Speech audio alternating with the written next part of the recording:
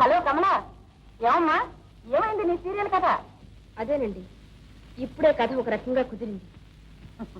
Very good. మరి రాయడం ఎప్పుడు మొదలు పెడతా? ఇవాళే మొదలు పెడతానండి. వచ్చే వారం పత్రిక తప్పకుండా ఇస్తాను.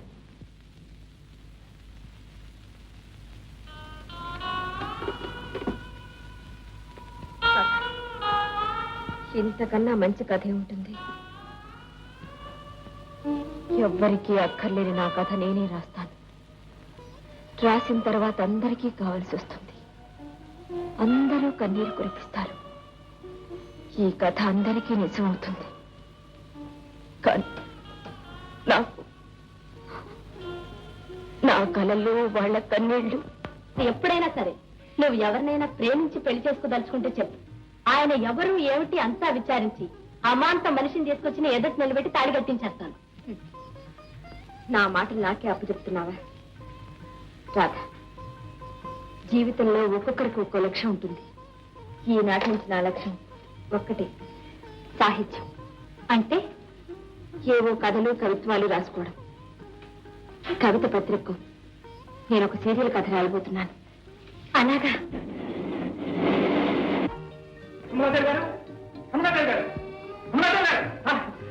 నమస్కారం అండి. మీ ఎండమాల కర్తవ్య. ఓహో, ఏం రచన, ఏం కథాకల్పన, ఏం పాత్ర పోషణ. అడుగడుగునా నటున్నారు. కథలోనే కాదు, పేరులో కూడా నటున్నారు. ఎండమామలు సో బ్యూటిఫుల్. కమలాదేవి గారు, మీ సరోజ పాత్ర చాలా గొప్ప పాత్ర అండి. గుండెల్లో ఆవేదన గొంతులో గూడు కట్టినప్పుడు గడగడగా మంచినీళ్ళు తాగేస్తుంది, కిరకలా నవ్వేస్తుంది. ఏమండి, అంత బాధలో అలా నవ్వగలగడం మనకు సాధ్యమంటారా? సాధ్యమే. అలా నవ్వగలిగిన ఒక అమ్మాయిని ఎరుగుతాను. అబ్బా, ఎంత అదృష్టవంతులండి. నవ్వు గురించి మరో చోట రాశారు. అద్భుతం. ప్రపంచంలో విలువ కట్టలేంది, ఎరువు తెచ్చుకోవడానికి తిరిగి ఇవ్వడానికి వీళ్ళేంది, నవ్వు ఒక్కటే అన్నారు. చంపేశారు. సరే, ఈ భావాలను ఎలా పుట్టుకొస్తాయండి మీకు? ఎలా రాస్తారండి? అసలు విషయం మర్చిపోయాను కమలాదేవి గారు. మీరింతవరకు రాసిన కథ ఒక సినిమా ప్రొడ్యూసర్ చదివి తబ్బిపోయాడంట. ఆ సినిమా తీయడానికి ఇస్తారో ఏమో అని నన్ను అడగమని లెటర్ రాశాడు. ఇస్తారా? పూర్తి కానివ్వండి, ఆలోచిద్దాం. థ్యాంక్స్ కమలాదేవి గారు. కవిత ఆఫీసులో కొన్ని వందల ఉత్తరాలు, అన్ని మీవే, అందరూ మీ ఫ్యాన్సే. కానీ వాళ్ళు దురదృష్టం, నేను ఒక్కడిని అదృష్టవంతండి. కారణం వాళ్ళ ఆనందం ఉత్తరాల్లో తెలియజేసుకోవాలి. మరి నేను కళ్ళారా చూస్తున్నాను, మాట్లాడుతున్నాను, మెచ్చుకుంటున్నాను. అదృష్టవంతుడు అవునా కానా? కాదు, నిజానికి నేను అదృష్టవంతురాలి. మీలాంటి మంచివారు, మనసున్నవారు, ఒక ఆడదాని ఆవేదన అర్థం చేసుకుని సానుభూతి చూపే సంస్కారం ఉన్నవారు నా కథను మెచ్చుకోవడం నా అదృష్టం. కమలాదేవి గారు, మీరు నన్ను పొగట్టం లేదు. అయితే మీరు అదృష్టవంతురాలను కాదంటారా? చెప్పండి. మీ అభిమానం ఎప్పటికీ ఇలాగే ఉండాలని, మన పరిచయం పవిత్ర స్నేహంగా వర్ధిల్లాలని మనసారా కోరుకుంటున్నాను. కమలాదేవి గారు, మీరు కాదు, నేనే అదృష్టవంతుడిని. నేనే.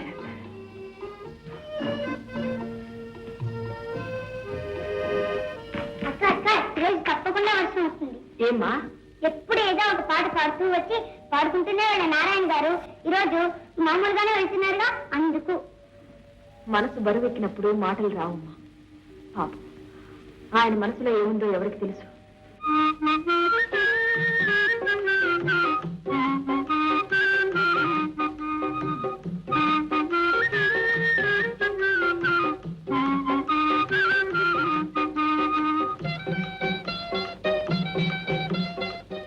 నా హృదయేశ్వరి.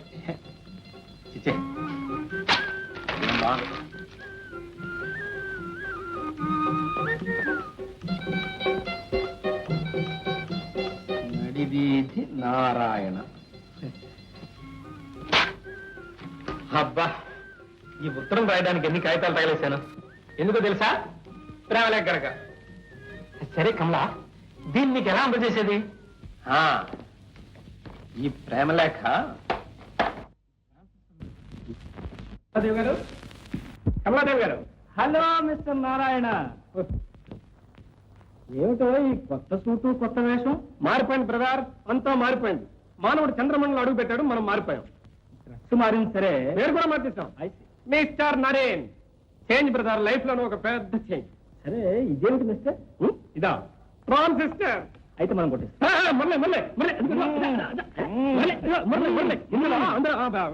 దీని లైసెన్స్ ఇంకో పేరులో ఉంది. దీని ఖరీదు ఎంతో తెలుసా? అపారం. అబద్ధం. ఏ 10-15 బారేసి ఇన్స్టాల్మెంట్ మీద కొని ఉంటాం. Installment insult. అది మేడ్ ఇన్ అంబాజీపేట, ఇది made in America. Foreign make. ఏం మేకు? Foreign make.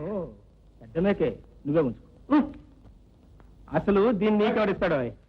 ఇది నీలాంటి మగ పురుషుల మొరట చేతులకు కాదు, తరుణారుణ తరుణీ కరపల్ల వాళ్ళకు తెలుసా?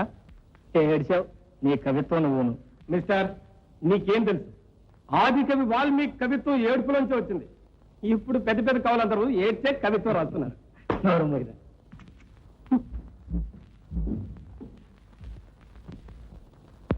జగమే మాయా బ్రతుకే. నమస్తే. నమస్తే, రండి. ఏమిటి అంతా ఏదో మారిపోయారు? ఎలా ఉంది? నీకెలా ఉంది? చాలా బాగుంది. మీరు బాగుందన్నారంటే చాలు. పగలైనా రాత్రైనా, పడుకున్నా మేలుకున్నా, మాసిపోయినా తిరిగిపోయినా, ఈ డ్రెస్ మాత్రం మార్చున్నా. చూడండి, డ్రెస్ మారినా పర్వాలేదు, ఇలాగే మంచివారుగా ఉండాలని నా కోరిక. ఉంటానండి, తప్పకుండా ఉంటాను. అందుకు హామీగా ఇదిగో దీన్ని. చేతిలో తాళాల గుర్తుతో పిడికెట్లో ప్రాణాలతో బ్రతికే నీకు పెళ్ళా?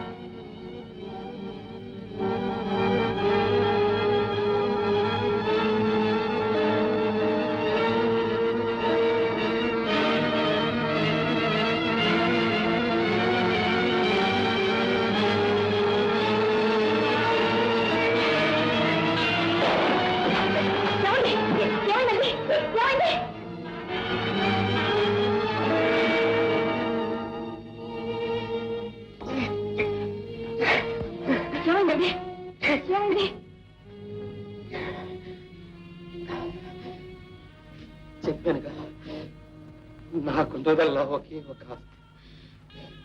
కాదు కాదు, అలంకారం.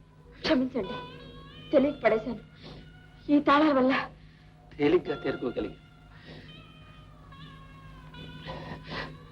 కాస్త మంచినీళ్ళు.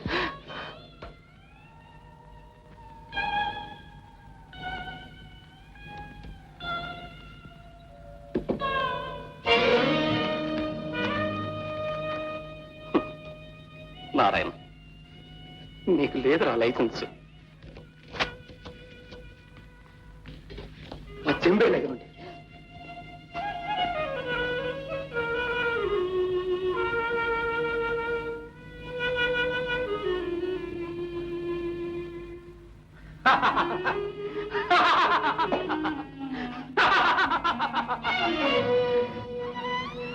ఎందుకంటే అలా చూస్తారు? గడగడ మంచినీళ్ళు తాగేశాను, కిలకిలా నవ్వేశాను. మీరు నేర్పిందేగా. వస్తాను.